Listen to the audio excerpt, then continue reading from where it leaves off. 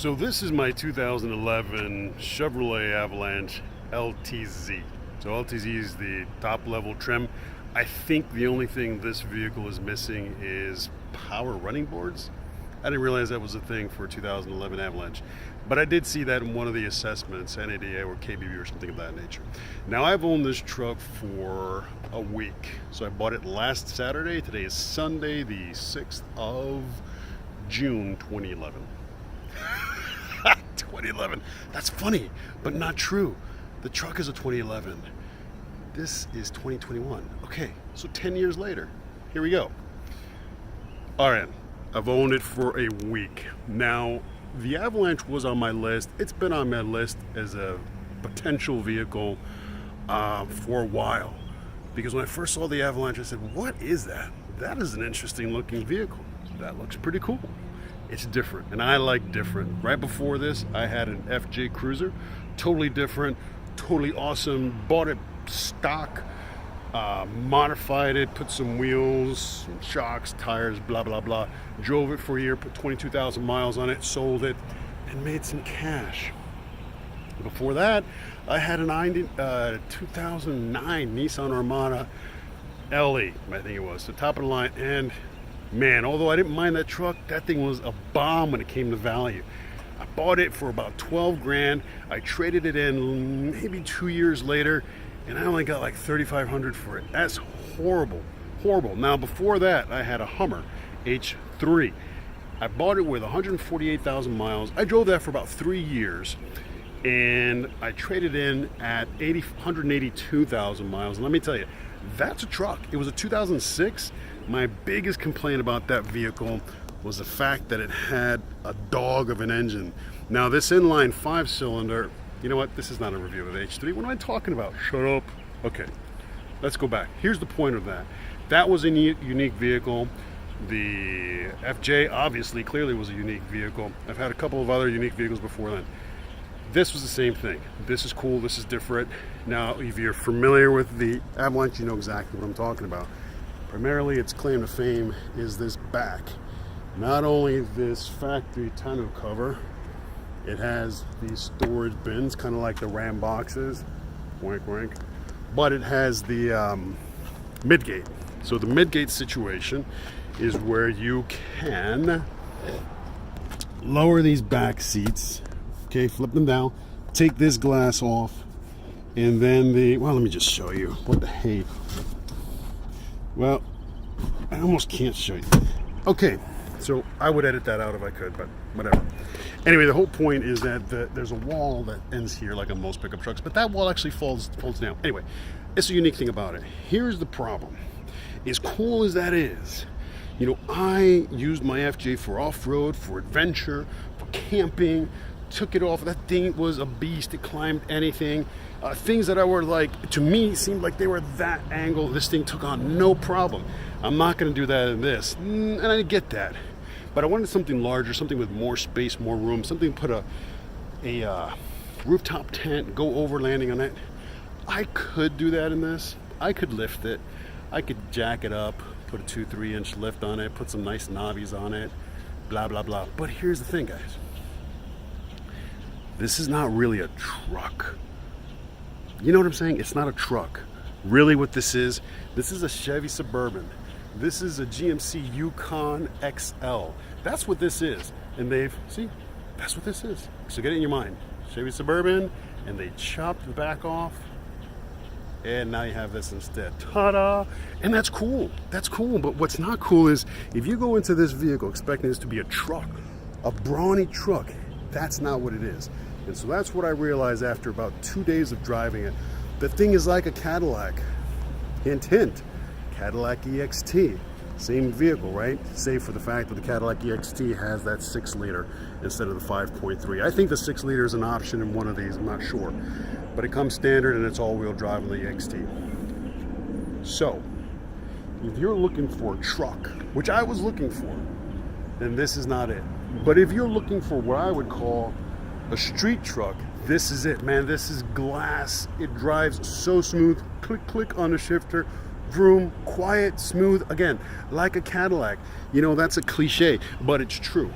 And that's what this is. So what am I doing now? I'm in the market again. I was in the market 2 days after I bought it. Not because I hate it. This thing is an LTZ. It's fully loaded. It has everything you want on it. Cooled and heated seats, the stereo, Bose, bibbidi-bobbidi boo, sunroof, power everything. It's fantastic. But it's not a truck. Now I test drove 2 trucks this weekend. I test drove a 2014 Toyota Tundra. It was a limited. And the 2014 Ram 1500 Laramie Longhorn. Let me say that again. Laramie Longhorn. Now, why is that important? Because a Longhorn, that's cool. That's cool. It brings out the cowboy in me. And I like to think that some portion of me was created to be a cowboy. Now, granted, I was born in Bronx, New York. Not too many cowboys there. But you know what? That's what makes me different. So I haven't totally fulfilled my calling. But maybe it's coming. I'll tell you what.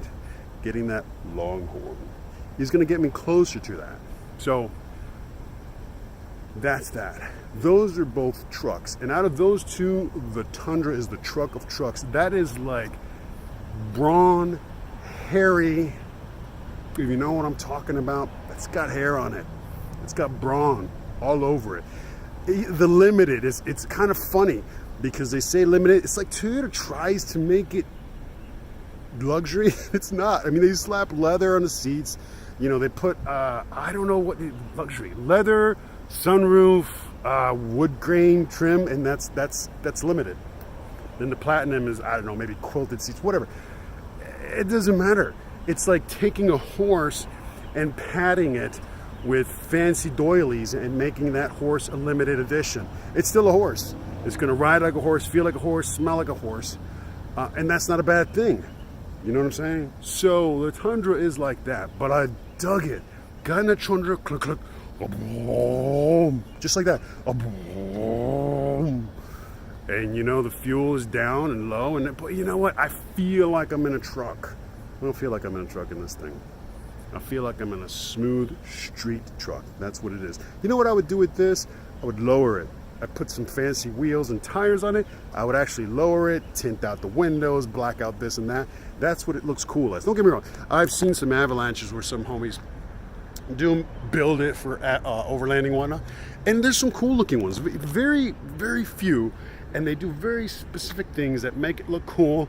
They'll put a bike rack there, which I think is cool. And if I were to stay with this, I would do that. And they'll put some lights up there and they'll lift it. They'll put some knobbies on it. But it's so sensitive to what you do to it.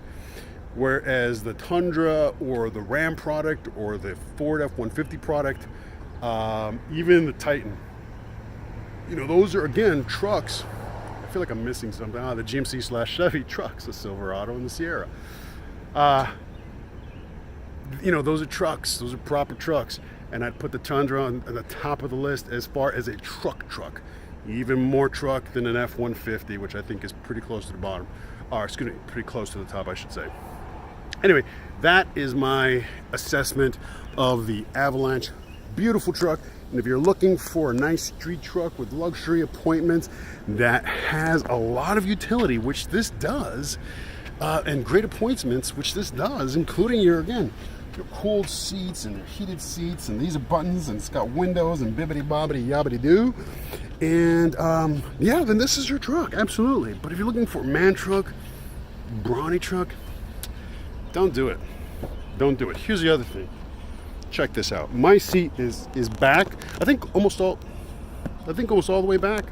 I'm 6'5", 6'4.5", and get this. Okay. This is what I'm trying to show you. Now, the Tundra, I could span my fingers this way and still have another half a hand before I reach the edge of the seat on a Tundra crew cab. That's incredible. That's an incredible amount of space. And I tell you, if space is important to you, which it was for me, that's another reason you're going to forego this. I got three little ones. They're not little anymore. That's the entire point, right? If they were, not a problem. But they're teenagers. 2 out of 3 are teenagers. Can they fit in there? Yeah. Will they be super comfortable? No. Will they be able to stretch their legs? No. And a Tundra? Oh yeah, it's like a living room. Not a big deal. Again, that's my assessment, and that's all I got to say about that.